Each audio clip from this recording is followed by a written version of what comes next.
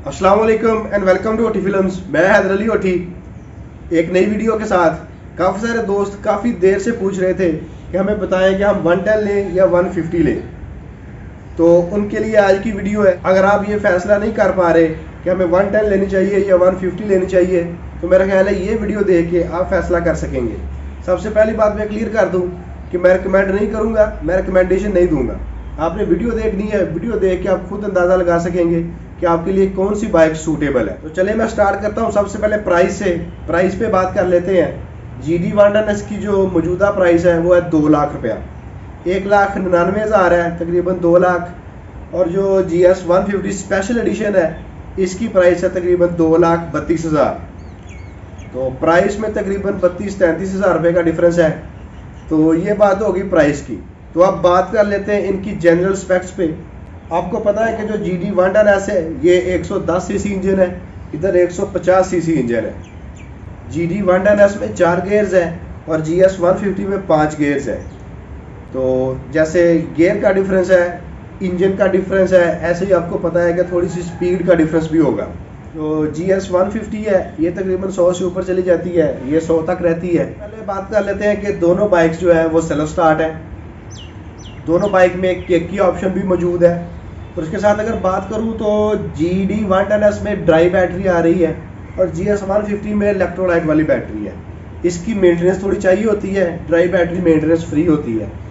इसमें जो ओनर होता है, जो कस्टमर होता है, वो टेंशन फ्री होता है बैटरी के हिसाब से। इसमें बैटरी की टेंशन लगी रहती है। आपको पता है कि जो GS 150 स्पेशल एडिशन है, स्पेशल एडिशन में अलॉय व्हील्स दिए गए हैं और GD 110S में भी अलॉय व्हील्स है। जो GS 150 सिंपल है उसमें अलॉय व्हील्स नहीं है, उसमें स्पोक व्हील्स है।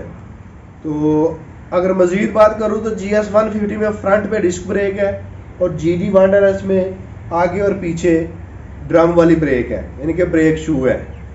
अब अगर मज़ीद बात करूँ शॉक अब्जॉर्बर की, तो GD 110S और GS 150 दोनों के शॉक अब्जॉर्बर बिल्कुल सेम है, सेम कैटेगरी के शॉक्स हैं, क्वालिटी भी सेम है।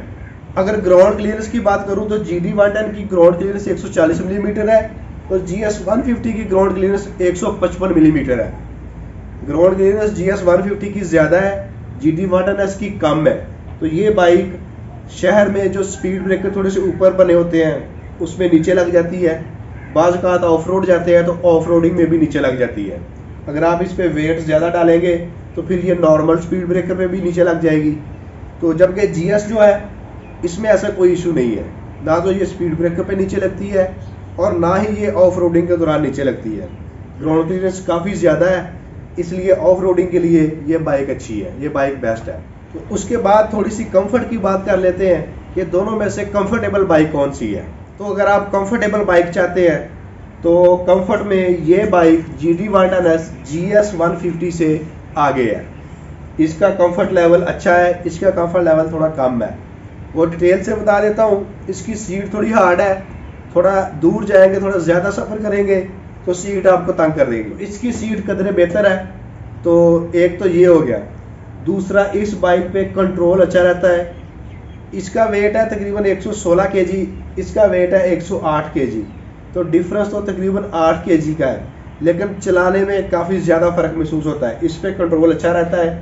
अगर आप शहर में रश वाली जगह पे कम्यूट करते हैं, आपकी जो डेली ट्रैवलिंग है शहर में है, सिटी में एक रश काफ़ी होता है, तो ये बाइक इसको कंट्रोल करना आसान रहता है, कंफर्टेबल है, तो ये चलाने में अच्छी है।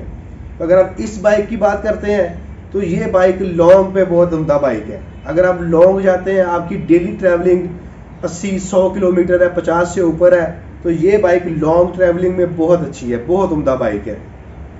इसकी टॉप स्पीड भी इससे ज़्यादा है, तो टॉप स्पीड ज़्यादा होने की वजह से आपका ये सफ़र जल्दी ख़त्म करती है।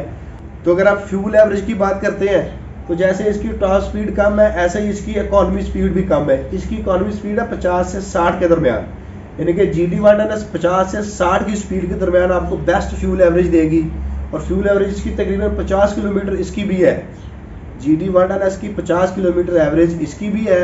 और जो GS 150 है इसकी जो इकॉनमी स्पीड है वो है 60 से 70 के बीच, यानी कि थोड़ी सी आपको हायर लेवल में इकॉनमी स्पीड मिलती है GS 150 की। तो GS 150 की इकॉनमी स्पीड पे जो पेट्रोल एवरेज है 50 ये भी देती है। इकॉनमी स्पीड पे तकरीबन दोनों बाइक्स 50 किलोमीटर कर जाती हैं। अगर हम शहर की बात करते हैं रश वाली जगहों पे, तो GD 110S है, ये 45 तक आ जाती है, यानी कि 45 किलोमीटर आपको रश वाली जगहों पे दे देती है, 40 to 45। अगर आप GS 150 की बात करते हैं तो ये बाइक भी 40 तक आपको रश वाली जगहों पे, शहर वाली जगहों पे दे देती है। तो अगर आप टॉप स्पीड पे फ्यूल एवरेज की बात करते हैं तो जो GS 150 है इसकी टॉप स्पीड पे फ्यूल एवरेज तकरीबन 30 तक गिर जाती है, ये 25 से 30 के बीच आ जाती है। अगर आप इसको 80 से ऊपर लगातार 100 पे चलाएं, 100 की स्पीड पे चलाएंगे तो इसकी फ्यूल एवरेज तकरीबन 30 से थोड़ा नीचे गिर जाएगी। तो अगर आप GD 110 की बात करते हैं तो इसकी फ्यूल एवरेज थोड़ी सी ज़्यादा बेहतर रहती है टॉप स्पीड पे, ये फिर भी मतलब 30 से 35 के बीच आपको दे देगी। तो अगर हाई स्पीड पे कंट्रोल की बात करते हैं तो आपको पता है कि जो GS 150 स्पेशल एडिशन है उसमें फ्रंट पे डिस्क ब्रेक है, इधर डिस्क ब्रेक नहीं है, GD में डिस्क ब्रेक नहीं है। तो मेरा ख्याल है कि GS 150 पे थोड़ा कंट्रोल ज़्यादा अच्छा रहता है, आगे डिस्क है, बाइक को रोकना आसान है। तो साथ टायर्स भी थोड़े बड़े हैं, स्पीड पे ग्रिप भी अच्छी रहती है, तो आगे डिस्क होने की वजह से आपको थोड़ा सा एडवांटेज मिल जाता है। जबकि GD 110 में दोनों ही ड्रम टाइप ब्रेक्स हैं, दोनों ही ब्रेक शू वाली ब्रेक्स है, तो मेरा ख्याल है कंट्रोल यानी कि स्पीड पे थोड़ा कंट्रोल ब्रेकिंग में आपको वो थोड़ा कम है GS की निस्बत। तो अब सबसे ज़रूरी जो बात है वो डिस्कस कर लेते हैं, वो ये है कि इनकी स्पेयर पार्ट्स की प्राइसेस। तो अगर स्पेयर पार्ट्स की कीमतों की बात करूं तो GS 150 और GD 110S इन दोनों के स्पेयर पार्ट्स की कीमतों में काफ़ी ज़्यादा फ़र्क है, तो दोनों की प्राइसेस में काफ़ी ज़्यादा गैप है।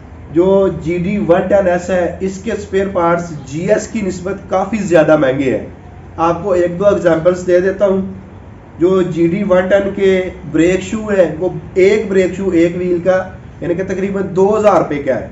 अगर आपने दोनों ब्रेक शू तब्दील करने हैं GD 110S के अगले व्हील के भी पिछले व्हील के भी, तो दोनों ब्रेक शू आपको मिलेंगे 4000 रुपये के। अगर दूसरी तरफ बात करता हूँ GS 150 की, तो GS 150 में पीछे ब्रेक शू है, आगे डिस्क पैड है, तो आगे जो डिस्क पैड है वो आपको मिलेंगे जेन्युइन 1300 रुपये के, और जो बैक पे आपको ब्रेक शू है वो मिलेगा तकरीबन 450 रुपये का। 1300 प्लस 450 तकरीबन 2000 के राउंड अबाउट आपको फ्रंट और बैक पे आपकी जो ब्रेक सिस्टम है वो रिन्यू हो जाएगा। लेकिन दूसरी तरफ जो ब्रेक शू GD 110S के हैं वो दोनों आप रिप्लेस करेंगे, आपको रिप्लेस होंगे तकरीबन 4000 रुपये के। GD 110S के टोटल ब्रेक शू 4000 रुपये के, और GS 150 जो कि फ्रंट पे डिस्क पैड है, पीछे ब्रेक शू है, वो तकरीबन 2000 रुपये के, यानी कि दोनों का तकरीबन 50% का डिफरेंस है, 2000 रुपया 4000 रुपया। तो अगर मजीद स्पेयर पार्ट यानी कि केबल्स की बात करें तो इसकी जो थ्रॉटल वाली केबल है वो तो 1000 से ऊपर है। तो जो GS की थ्रॉटल वाली केबल है वो तो लिमिट में है, 300-400 रुपये की आपको जेन्युइन मिल जाएगी। अगर मजीद स्पेयर पार्ट्स की बात करूं तो जो GD 110 के इंडिकेटर्स हैं वो तकरीबन 1100 रुपये का एक है, और जो GS 150 का है इसका तकरीबन 450-500 रुपये का एक है। तो प्राइस में काफ़ी ज़्यादा फ़र्क है। तो बाकी इंजन ऑयल और ऑयल फिल्टर की कॉस्ट सेम है।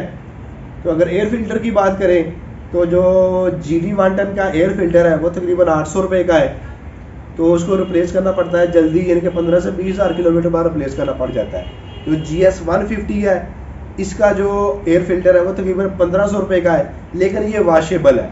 GS का एयर फिल्टर वाशेबल है, ये अभी 50,000 मैंने चलाई है तो एक बार भी रिप्लेस नहीं हुआ, ये वॉश करके दोबारा यूज़ हो जाता है। तो जबकि GD 110 का पेपर टाइप एयर फिल्टर है इसको रिप्लेस करना पड़ता है, इसकी प्राइस 800 रुपये है, इसकी 1500 रुपये है, लेकिन इसकी लाइफ बहुत ज़्यादा है। GS के एयर फिल्टर की लाइफ काफ़ी ज़्यादा है। अब बात करते हैं थोड़ा इस्तेमाल पे। अगर आप टूर्स पे जाना चाहते हैं, आपकी लॉन्ग ट्रैवलिंग है, तो GS आपके लिए बेस्ट है।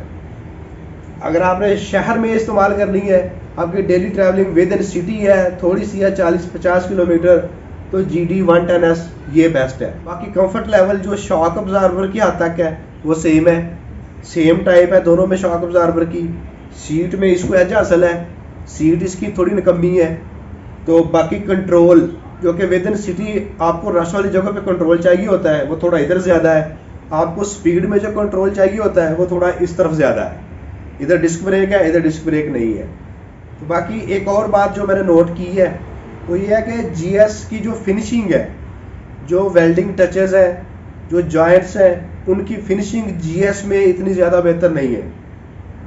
फिनिशिंग के हिसाब से ये बाइक हल्की है, फिनिशिंग के हिसाब से ये बाइक उम्दा है, ये बाइक अच्छी है, इसमें फिनिशिंग अच्छी की गई है, इसमें इतनी अच्छी नहीं है। बाकी अगर फ्यूल टैंक कैपेसिटी की बात करूं तो रिजर्व के साथ GS 150 12 लीटर है और GD 110 तकरीबन 9.25 लीटर है। रिजर्व के साथ GD 110 9.25 लीटर की कैपेसिटी है, इधर 12 लीटर की कैपेसिटी है।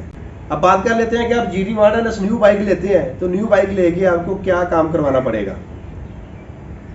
GD 110 न्यू बाइक लेंगे, ये परफेक्ट बाइक है, इसमें कोई काम नहीं करवाना पड़ेगा, मतलब कोई अल्ट्रेशन नहीं, कोई एडिशन नहीं, कोई मॉडिफिकेशन नहीं चाहिए आपको, बाइक लें और यूज़ करें। अगर दूसरी तरफ GS 150 की बात करें, इसकी सीट हार्ड है तो आपको थोड़ा ज़्यादा लॉन्ग जाएंगे तो आपकी जो अपनी सीट है वो थोड़ी सी डिस्टर्ब हो जाएगी।